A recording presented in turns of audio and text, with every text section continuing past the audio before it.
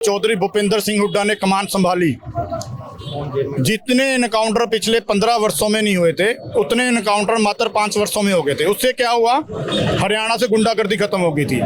चौधरी भूपेंद्र सिंह हुड्डा के काल में हरियाणा प्रदेश में किसानों का एक भी आंदोलन नहीं हुआ। और बीजेपी की सरकार में किसान है, जवान है, महिला है, कर्मचारी है, हर व्यक्ति ने 100 धरने दिए होंगे। हुड्डा साहब के राज में और बीजेपी के राज में ये परिवर्तन है। जब हुड्डा साहब का वक्तव्य होता था कि मेरे हरियाणा प्रदेश में प्रति व्यक्ति की जो आय है वो 8 से 10 हजार है, और आज जो हमारा बच्चा अभी जन्म नहीं लिया, जिसने जन्म लेना है, वो जन्म लेते ही 1.5 लाख रुपए का कर्जाई है। अगर हुड्डा के राज में पर्ची चलती थी तो हुड्डा के राज में नौकरियां भी तो लगी हैं।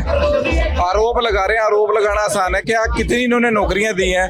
आज गूगल पे आप सर्च कर लो तो हरियाणा बेरोजगारी में नंबर 1 है और क्राइम में नंबर 1 है। मैं समझता हूँ कि फेलियर सरकार है। इनको चुनाव के समय में मुख्यमंत्री चेंज करना पड़ा कि शायद हमें वोट मिलेगी, लेकिन हरियाणा का जो लोकसभा का चुनाव हो गया उसमें जनता ने दिखा दिया कि बीजेपी जा रही है। ये लोग क्या कहा करते थे, अब की बार 400 पार, अब की बार 400 पार। अरे अब की बार तो बीच में लटक गए मजार, वो तो 2 बैसाखियां साथ ना खड़ी होती तो पीएम भी ना बढ़ पाते। नमस्कार दोस्तों, इस समय मौजूद हैं अम्बाड़ा के अंदर, और आपने भी पता है कि जो हरियाणा मांगे हिसाब यात्रा चली हुई है दीपेंद्र सिंह हुड्डा की। कल करनाल के अंदर थे, आज अम्बाड़ा और यमुनानगर। तो हमारे साथ में तमाम जितने भी युवा साथी हैं कांग्रेस के वो मौजूद हैं और अग्रसेन चौक पर इस टाइम मौजूद हैं। हम बातचीत करते हैं। नमस्कार सर। नमस्कार।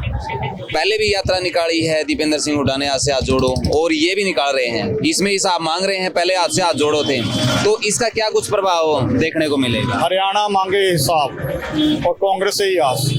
चौधरी दीपेंद्र सिंह हुड्डा, भूपेंद्र सिंह हुड्डा जी हरियाणा प्रदेश में 90 के 90 हलकों में जाएंगे, और हरियाणा की जो 9.5 साल की सरकार है उससे हिसाब मांग रहे हैं। और अम्बाड़ा की जनता को जवाब दें कि आपने युवाओं के लिए क्या किया, आपने भ्रष्टाचार पे कोई लगाम लगाई, आपने नशे रोकने के लिए क्या किया, आपने महिलाओं की सुरक्षा के लिए क्या किया, आपने जो कानून व्यवस्था ठप पड़ी है, पुलिस ऑफिसरों को सरेआम मारा जा रहा है, उसके ऊपर रोक लगाने के लिए आपने क्या किया। जो चौधरी दीपेंद्र सिंह हुड्डा जी माननीय हमारे नेता हरियाणा प्रदेश के, वो पूरे 90 के 90 हलकों में जाएंगे, हरियाणा से हिसाब मांग रहे, और जनता को हरियाणा की सरकार को जवाब देना पड़ेगा। और पूरे हरियाणा प्रदेश में एक तरफा कांग्रेस की लहर चल रही है। 2024 में चौधरी दीपेंद्र सिंह हुड्डा, भूपेंद्र सिंह हुड्डा के मस्तक पर हरियाणा की यही जनता, जिसे आज मौजूदा सरकार ना तो हिसाब दे रही है ना ही जवाब दे रही है, वही जनता चौधरी भूपेंद्र सिंह हुड्डा के मस्तक पर मुख्यमंत्री का ताज पहनाएगी। और जो 10 साल से चौधरी भूपेंद्र सिंह हुड्डा के हरियाणा प्रदेश को नंबर 1 एक राज्य जिन्होंने पूरे देश में बनाया, वही राज्य दोबारा स्थापित करेगी हरियाणा की जनता। आज बीसी समाज का जो सम्मेलन है महेंद्रगढ़ के अंदर किया गया था, और वहाँ पे जो हमारे गृह मंत्री है वो अमित शाह जी पहुंचे हुए थे, तो ये चर्चा वहाँ पे भी चली थी। तो वो कह रहे हैं कि भूपेंद्र सिंह हुड्डा किस बात का हिसाब मांग रहे हैं, कंपेयर उनके 10 साल और हमारे 9.5 साल करेंगे तो कहीं ना कहीं भाजपा प्लस निकल के आती है। हरियाणा प्रदेश में जब 2004 में चौधरी भूपेंद्र सिंह हुड्डा ने कमान संभाली, जितने एनकाउंटर पिछले 15 वर्षों में नहीं हुए थे उतने एनकाउंटर मात्र 5 वर्षों में हो गए थे। उससे क्या हुआ, हरियाणा से गुंडागर्दी खत्म हो गई थी। चौधरी भूपेंद्र सिंह हुड्डा के काल में हरियाणा प्रदेश में किसानों का एक भी आंदोलन नहीं हुआ। और बीजेपी की सरकार में किसान है, जवान है, महिला है, कर्मचारी है, हर व्यक्ति ने 100 धरने दिए होंगे। हुड्डा साहब के राज में और बीजेपी के राज में ये परिवर्तन है। जब हुड्डा साहब का राज था हरियाणा में, तो पूरे देश में हुड्डा साहब का वक्तव्य होता था कि मेरे हरियाणा प्रदेश में प्रति व्यक्ति की जो आय है वो 8 से 10 हजार है, और आज जो हमारा बच्चा अभी जन्म नहीं लिया, जिसने जन्म लेना है, वो जन्म लेते ही 1.5 लाख रुपए का कर्जाई है। 10 मुख्यमंत्री आए, हुड्डा साहब ने 74,000 करोड़ के ऊपर इस प्रदेश को छोड़ा, लेकिन ऐसा क्या किया कि आज 3,25,000 करोड़ का कर्ज इस हरियाणा प्रदेश के ऊपर है। तो जो हुड्डा साहब ने, चाहे वो खेलों की नीति हो, पद लाओ पदक लाओ पद पाओ, चाहे वो कोई भी नीति हो, हुड्डा साहब ने पूरे देश में हरियाणा को नंबर 1 बनाया, किसानों की आय को बढ़ाया, हर चीज को बढ़ाया। तो अंतर तो है ही नहीं बीजेपी का और इसका, लेकिन हरियाणा की जनता हिसाब मांगती है कि जिन वादों के ऊपर आप 2014 में स्थापित हुए, 2019 में स्थापित हुए, उन बातों का जवाब मांगने के लिए ये हिसाब मांगा जा रहा है। आज एक बात और बोली थी कि जो हुड्डा सरकार में है उससे 6 गुना ज्यादा जो पैसे हैं हरियाणा के अंदर विकास के ऊपर लगाए हैं भाजपा सरकार ने। 3,25,000 करोड़ का कर्ज है। और जब 2014 में हरियाणा प्रदेश को हुड्डा साहब ने अपने पद से नीचे उतरे और ये पद पर बैठे, उस समय तक हरियाणा प्रदेश के चाहे वो रोडों की बात हो, चाहे वो शिक्षा संस्थानों की बात हो, अगर हुड्डा साहब ने युवाओं के लिए शिक्षा के संस्थान खोले हैं तो 64,000 करोड़ रुपए लगा के रोजगारों के भी संस्थान खोले हैं। वो थी हुड्डा सरकार। तो हुड्डा सरकार ने हरियाणा का पैसा हरियाणा में लगाया और बीजेपी की सरकार ने जो 3,25,000 करोड़ का ये धन लिया, कर्जा लिया, उस कर्जे से अन्य राज्यों में सरकार बनाने का काम किया गया है। नमस्कार सर। पर्ची खर्ची का बड़ा आरोप लगाया भाजपा ने और भुनाने की कोशिश भी की। देखिए, मैं तो समझता हूँ कि जो ये बातें करते हैं बेबुनियाद बातें हैं। अगर हुड्डा के राज में पर्ची चलती थी तो हुड्डा के राज में नौकरियां भी तो लगी हैं। आरोप लगा रहे हैं, आरोप लगाना आसान है। क्या कितनी इन्होंने नौकरियां दी हैं? आज गूगल पे आप सर्च कर लो तो हरियाणा बेरोजगारी में नंबर 1 है और क्राइम में नंबर 1 है।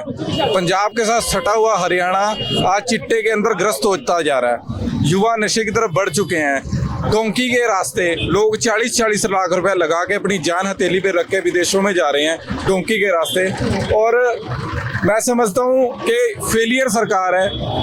इनको चुनाव के समय में मुख्यमंत्री चेंज करना पड़ा कि शायद हमें वोट मिलेगी, लेकिन हरियाणा का जो लोकसभा का चुनाव हो गया उसमें जनता ने दिखा दिया कि बीजेपी जा रही है। और हुड्डा साहब के, दीपेंद्र हुड्डा जी के जो कदम अब पैदल यात्रा के जरिए हरियाणा में चल पड़े हैं, तो बीजेपी का सुपड़ा साफ होता नजर आ रहा है। पहले बात चलती थी कि भूपेंद्र सिंह हुड्डा मुख्यमंत्री के, अब दीपेंद्र सिंह हुड्डा मुख्यमंत्री के नारे लग रहे हैं भावी मुख्यमंत्री के। तो क्या वाकई में बदलाव चाहते हैं मुख्यमंत्री? देखिए, यूथ हाई कौन है? दीपेंद्र सिंह हुड्डा।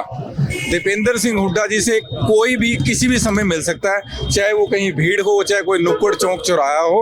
वो हरमन प्यारे नेता हैं। वो एसी गाड़ी में घूमने वाले नेता नहीं है। वो ड्राइंग रूम की राजनीति करने वाले नेता नहीं है। फील्ड में उतरते हैं। जब 48 डिग्री टेम्परेचर में जो लोग बयानबाजी करते हैं बेडरूमों में बैठ के एसी चला के, उस टाइम दीपेंद्र हुड्डा लोगों की भीड़ में होता है। लोगों का प्यार कमाया उस बंदे ने, उस लड़के ने लोगों का प्यार कमाया। आज का जो ये हजूम आप देख रहे हैं, ये कांग्रेस का राज आता नजर नहीं आ रहा, ये दीपेंद्र सिंह हुड्डा का राज नजर आ रहा है। कांग्रेस पार्टी का राज नजर आ रहा है। लोगों का प्यार है। दीपेंद्र हुड्डा ने प्यार कमाया है और ये बौखला गई है सरकार।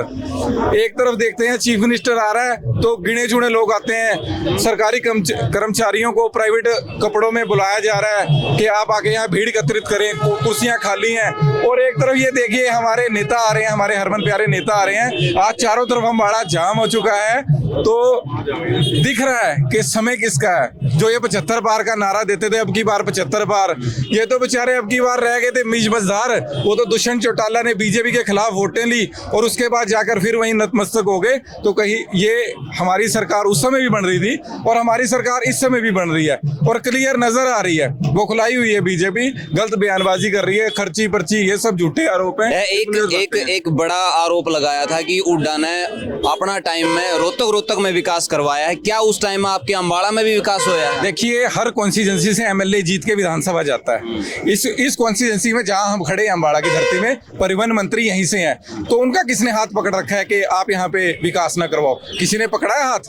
हर कॉन्स्टिट्यूंसी में अपना एमएलए जीत के जाता है, लोग जितवा के भेजते हैं। मेरी डिमांड है, मेरा एमएलए जीत के गया तो मैं कॉन्स्टिट्यूंसी की मांग करूंगा, मेरा ये काम होना चाहिए। हर कॉन्स्टिट्यूंसी के एमएलए को अधिकार होता है कि वो अपने एरिया में विकास करवाए। अब यहाँ का परिवहन मंत्री, यहाँ का गृह मंत्री रहा है, सब कुछ रहा है। अम्बाड़ा का विकास आपको नजर आ रहा है। सामने सटा हुआ ये पुल है, कितने समय से इसका काम रुका पड़ा है। इसका जो मामला है वो कोर्ट में विचाराधीन है। और आप हॉस्पिटल की बात कर लो, ये सामने नौरंगा तालाब है, इसका देख लो हाल।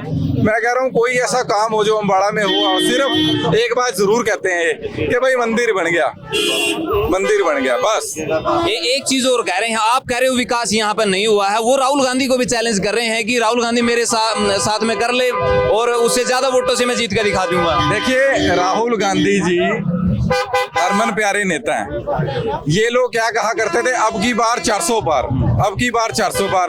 अरे अब की बार तो बीच में लटक गए मजार। वो तो 2 बैसाखियां साथ ना खड़ी होती तो पीएम भी ना बन पाते। ये तो बहुत बड़े बातें हैं, इन बातों को कोई ना तात्पर्य है ना कुछ है। देखिए पहले तो कभी समझौते की बात नहीं हुई थी, अब 400 पार का नारा भी फेल हो गया। अब जो मर्जी बातें करते रहे। राहुल गांधी जी बहुत अच्छे मार्जिन से जीते हैं और उनकी पद यात्रा ने इनकी चूड़े हिला दी थी। और दीपेंद्र हुड्डा जी की पद यात्रा, मैं कह रहा हूँ नैब सैनी जी की चूड़े हिला रही है, कुर्सी तो डगमगा गई है। बिल्कुल बिल्कुल। तो क्या लगता है अब की बार कांग्रेस कितनी सीटों के ऊपर, जैसे इनका था 75 पार का नारा, तो कांग्रेस वाले भी कुछ न कुछ तो लेके बैठे ही होंगे ना। देखिए ये लोग अहंकार में बोलते थे 75 पार, इनका जो अहंकार था ना उससे दीपेंद्र सिंह हुड्डा जी का और कांग्रेस पार्टी के हर वर्ग का हौसला लड़ाई लड़ रहा है। अहंकार में कांग्रेस पार्टी कभी नहीं रही, वो हौसले से लड़ी है। अगर राहुल गांधी जी चुनाव लड़े हैं हौसले से लड़े हैं, उसी हौसले से दीपेंद्र सिंह हुड्डा जी चुनाव लड़ रहे हैं। और ये 70 पार कहते थे बेचारे, हम पार तो बताते नहीं, पर ये तो हरियाणा से बाहर जरूर हो जाएंगे। तो भाई आपको क्या कुछ लगता है इस यात्रा का कितना प्रभाव हरियाणा में देखने को मिलेगा, और क्या कुछ आपको लगता है कि कितनी सीटें किसकी आने वाली हैं? नीचे कमेंट बॉक्स में आप जरूर बताइए। वीडियो को शेयर करते, मिलते हैं नेक्स्ट वीडियो में, तब तक के लिए जय हिंद, वंदे मातरम, जय जवान जय किसान।